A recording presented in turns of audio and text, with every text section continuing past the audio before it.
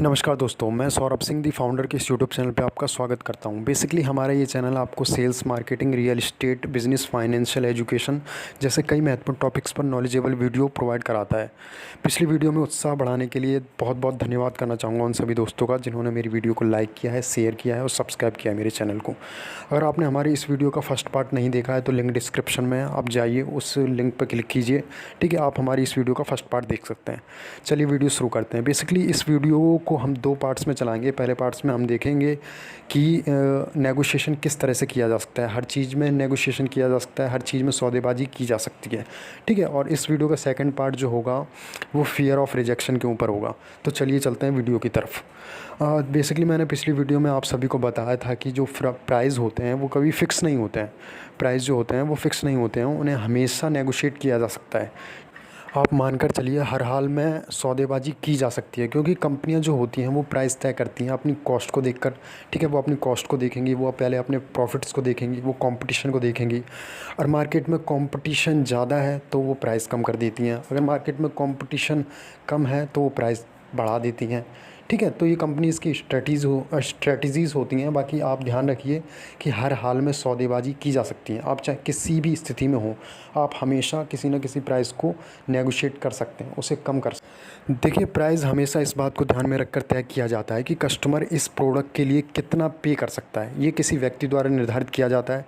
अगर किसी व्यक्ति ने इसका प्राइस फ़िक्स किया है तो इसे किसी और व्यक्ति द्वारा चेंज भी किया जा सकता है। इसका सीधा सा मतलब ये है कि आप हर सिचुएशन में प्राइस को नेगोशिएट कर सकते हैं, इसको कम कर सकते हैं। चलिए इसको समझ लेते हैं अपॉर्चुनिटी एंड पॉसिबिलिटी अप्रोच के द्वारा। जब आप मार्केट में किसी प्रोडक्ट को ख़रीदने जाते हैं तो आपको ये पता होना चाहिए कि इस प्रोडक्ट का अल्टरनेट क्या है, इस प्रोडक्ट का अल्टरनेट क्या है, कितने प्राइस पे मिल रहा है वो। ठीक है, और वो क्या वैल्यू प्रोवाइड कराता है सेम प्रोडक्ट। ठीक है, जब आप सेम प्रोडक्ट मार्केट में ख़रीदने जाते हैं तो उसके बारे में आपको इन्फॉर्मेशन होनी चाहिए, तभी उस प्रोडक्ट का प्राइस कम करवा सकते हैं कहीं से। ठीक है जी, जब आप सेलर के पास जाते हैं तो आप उसे बता सकते हैं कि सेम प्रोडक्ट मुझे कम दामों पर मिल रहा है और वैल्यू भी सेम है, तो मैं आपसे ही क्यों ख़रीदूँ, है ना। ये क्वेश्चन आप उसके सामने रख सकते हैं। तो जाहिर सी बात है दुकानदार अपना कस्टमर लूज़ नहीं करना चाहेगा, क्योंकि देखिए मार्केट जो है वो कस्टमर बेस पे चलती है। पहले जो लोग कमाना चाहते हैं वो पहले कस्टमर बनाएंगे, बाद में उनके थ्रू कमाया जाता है। चलिए इसे एक एग्जांपल के थ्रू समझ लेते हैं। राम और श्याम दोनों आईआईटी ग्रेजुएट हैं। ठीक है, वो बेंगलोर में जॉब करते हैं। जॉब करते करते उनके मन में ख्याल आता है कि वो एक अपना खुद का रूम लें, एक अपार्टमेंट लें। तो वो अपार्टमेंट लेते हैं। ठीक है, अपार्टमेंट लेने के बाद होता यह है कि वेंडर उन्हें एग्रीमेंट भेजता है। वेंडर एग्रीमेंट भेजने के दौरान जब वो उस एग्रीमेंट को पढ़ रहे होते हैं, राम और श्याम जब उस एग्रीमेंट को पढ़ते हैं तो उन्हें पता चलता है कि इस एग्रीमेंट में कुछ चीज़ें ऐसी हैं जो उनके फेवर में नहीं है, मतलब उनके लिए ठीक नहीं है। फॉर एग्ज़ाम्पल उसमें रेंट ज़्यादा देना पड़ेगा, या उसके जो भी बिल्डिंग्स के जो मरम्मत करनी है उसके भी चार्जेस देने पड़ेंगे, बहुत ज़्यादा चार्जेस हैं। तो राम और श्याम दोनों उस एग्रीमेंट को पढ़ते हैं। ठीक है, उस चीज़ को समझते हैं और जो जो पॉइंट्स उन्हें ठीक नहीं लगते हैं उन पॉइंट्स को कट करते हैं और नीचे अपने हस्ताक्षर के साथ वो एग्रीमेंट वेंडर को वापस कर देते हैं। ठीक है, कुछ दिनों बाद राम और श्याम देखते हैं कि वो वेंडर उनके पास आता है और सेम एग्रीमेंट में चेंजेस करके उन्हें वो एग्रीमेंट दे जाता है।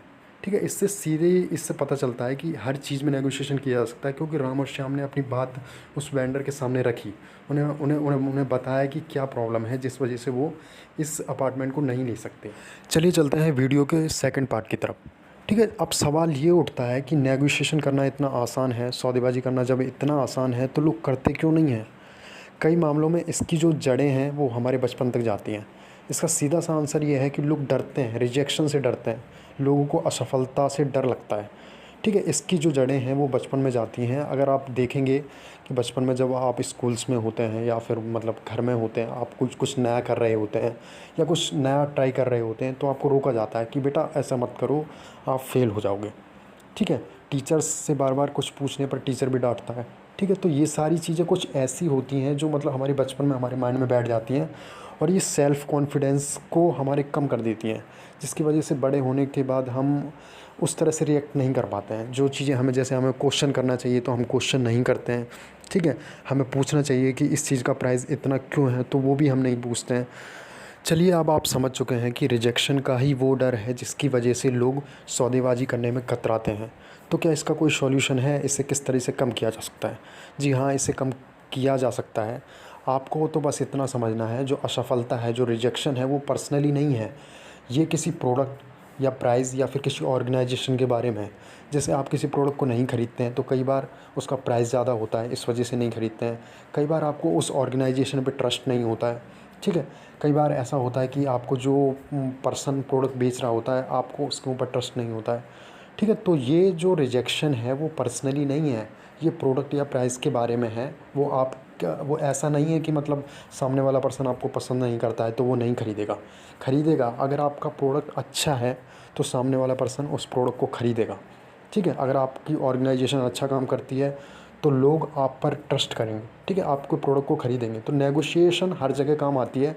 आप रिजेक्शन से मत डरिए, रिजेक्शन हर स्टेज पे होगा, आप इसे फेस कीजिए, ठीक है। बार बार रिजेक्शन को फेस कीजिए, हज़ारों बार रिजेक्शन आएंगे, ठीक है। असफलता से मत डरिए, ठीक है। आप जैसे जैसे मतलब इस चीज़ को फेस करते जाएंगे, बार बार रिजेक्शन फेस करते जाएंगे, तो आपको ना सुनने की आदत हो जाती है, ठीक है। जितने बार आप नहीं सुनेंगे उतने अच्छे आप परिणाम हासिल कर सकते हैं, चाहे आप सेल्स के क्षेत्र में हैं, चाहे मार्केटिंग के क्षेत्र में हैं, ठीक। दोस्तों, अगर आपको हमारी ये वीडियो पसंद आई है तो हमारी इस वीडियो को लाइक करें, ठीक है।